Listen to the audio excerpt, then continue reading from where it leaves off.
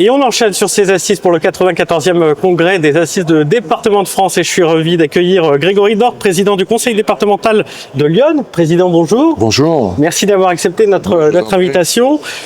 L'idée et l'objectif de cette journée, il y a une trentaine pour nous de présidents qui se succèdent à cette place. L'idée, c'est de pouvoir recueillir vos idées, vos impressions, vos perspectives pour les prochaines années. Donc, 3 questions, on est sur un format assez court. Voilà, dans quel état d'esprit est-ce que vous abordez ces assises 2025 ?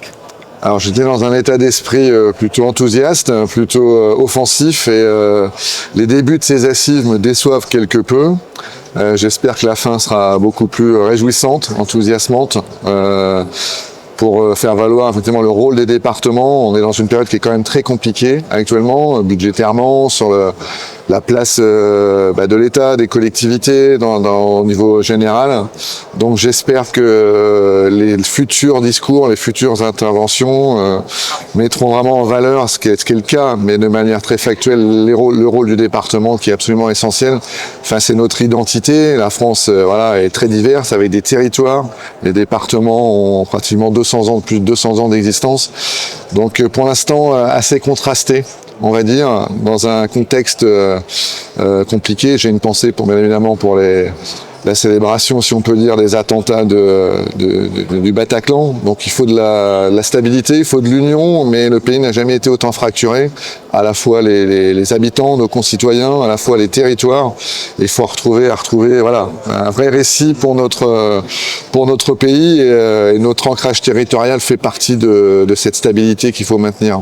Cet effet de ciseaux à laquelle sont confrontés les départements, c'est-à-dire que vous avez de plus en plus de charges qui vous sont imposées, les recettes en face qui sont pas toujours, qui ne sont pas pour une grande partie malheureusement des départements à l'équilibre. C'est un sujet qui vous inquiète. Comment ça va se passer pour vous dans le département de Lyon ? Ouais, c'est très inquiétant. C'est pas un effet ciseau, c'est un effet tronçonneuse. Ouais. En image, un petit peu. Vous avez les dépenses de solidarité essentielles qui explosent. C'est-à-dire le rôle du département, c'est de protéger nos concitoyens les plus fragiles. Et on a une explosion des dépenses de solidarité qui sont liées au manque de compensation, bien évidemment, des financements de l'État. Et derrière, parallèlement, vous avez une baisse des recettes considérable. Donc, il faut que les départements retrouvent leur souveraineté, j'allais dire, une fiscalité pour pouvoir assumer des dépenses essentielles qui ne sont pas, encore une fois, compensées par l'État dans le cadre des lois de décentralisation. Donc, l'idée n'est pas de faire du misérabilisme, de faire l'aumône, mais c'est de considérer à juste titre ce rôle de bouclier essentiel des départements.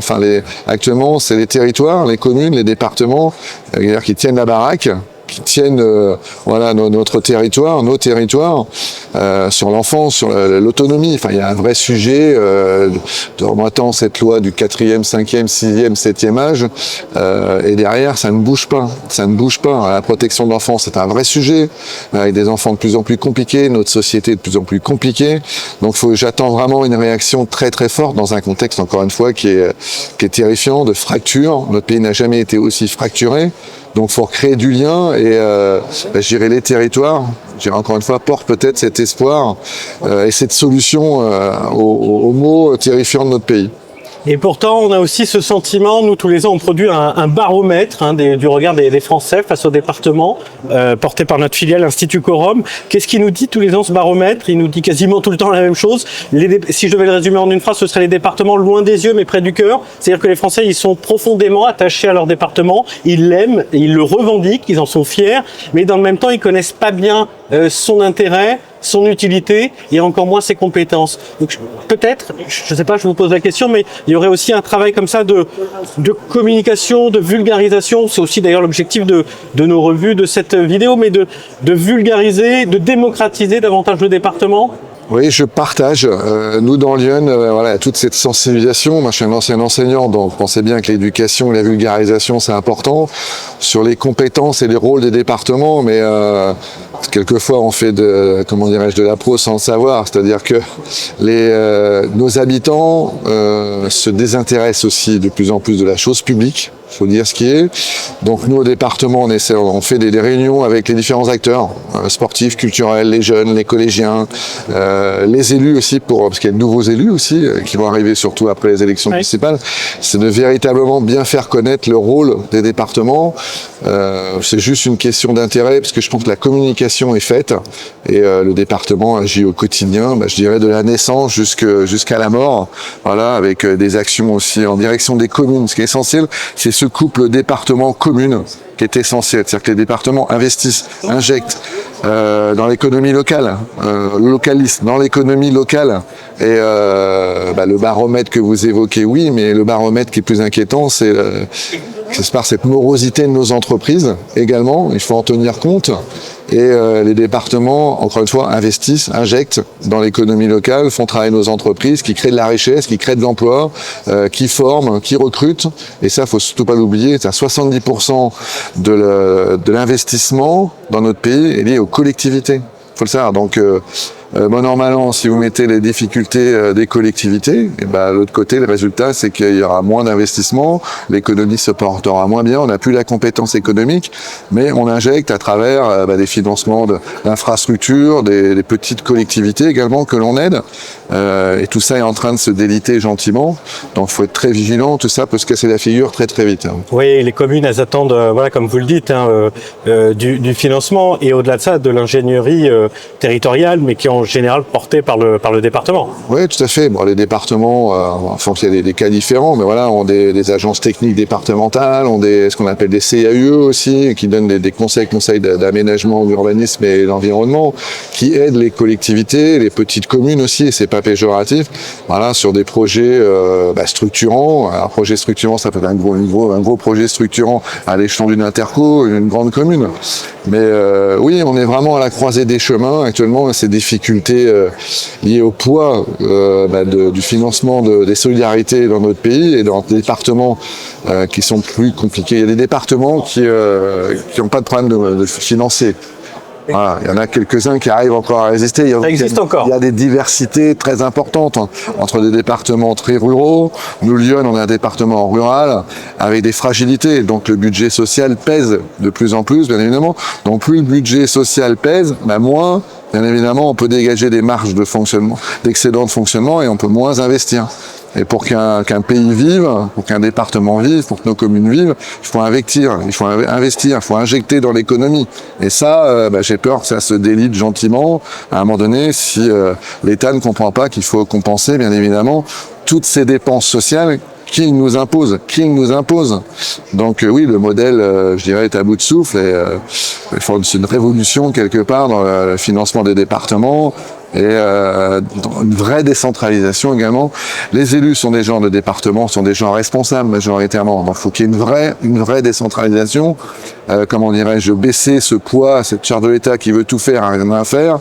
Et à un moment donné, il faut une révolution, une décentralisation forte sur notre territoire pour quelque part assurer à un moment donné aussi nos entreprises, nos concitoyens, et qu'on retrouve un récit, une vraie histoire dans notre pays. Alors, on est dans le Tarn, il y a des racines de territoire, et il faut, encore une fois, cette fracture, il faut vite la réduire, parce que j'ai quelques craintes sur l'avenir, bien évidemment. À l'aube, justement, pour terminer ce petit entretien, à l'aube de l'année 2026, quels sont vos ressentis, vos pressentiments, comment est-ce que vous voyez les choses, et surtout, qu'est-ce qu'on peut vous souhaiter ?